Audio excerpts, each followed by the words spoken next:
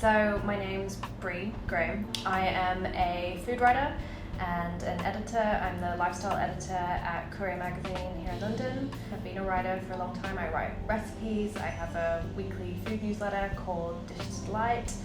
And yeah, earliest memory of home cooking, I lived in Singapore for my whole childhood. So I grew up in Singapore for 10 years, and that's sort of where my first early food memories all come from.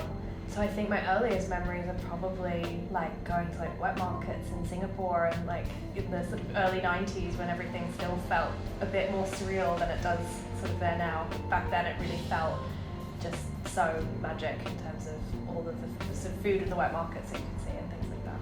I mean, my mum is an exceptional cook. My mum's an amazing cook, and food was never scary. Food was never something that, the kitchen wasn't a scary place. It wasn't somewhere you burn your hand or something like that. She always really encouraged us. I think, morning breakfast, cooking with mum was always a big thing I remember.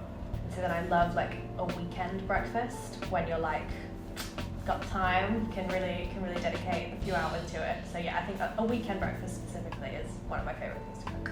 So Dishes to Delight I launched in early 2020, pre-pandemic, sort of as a way to collate. I had been writing for a few years before that, recipes for different platforms, different magazines and things like that. So I launched a sort of platform that would house all those recipes, and it was sort of a place I could keep all of these things. And then that built out over 2020 when all of a sudden everyone had lots of time to cook. And so that sort of was like monthly recipes.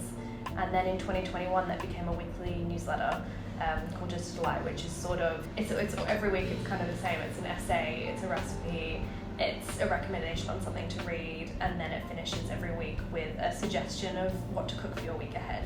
And it's been, I've written it every single Sunday without fail for 18 months now.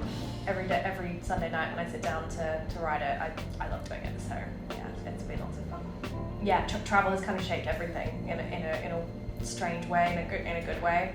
I was really lucky to grow up in a different country to where I was born, and because we were based in Singapore, which is like this tiny little island in the middle of Southeast Asia, we got to travel a lot when I was a kid to different countries in Southeast Asia and really be exposed to different cultures, and sort of that quick travel almost in the same way as in Europe.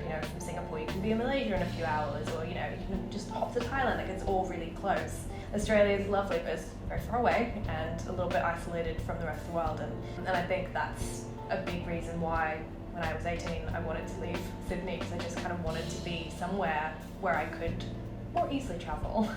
Very, very ritualistic about my baths, and very agitated. Like, if I'm staying somewhere for a week and it's like a hotel room that doesn't have a bathtub, I'll be like, why do I feel a bit funny? Like, it's just like a bath really calms me down, and is a nice sort of setting the scene before you go to sleep, I think, which is good. I'm such a homebody, and no matter where I am in the world, I can go on these amazing work trips, but there's nothing that beats walking in and seeing my things. And I think home is being surrounded by people that you love and things that you love. Not to be too materialistic, but sentimentality, I think, on both sides.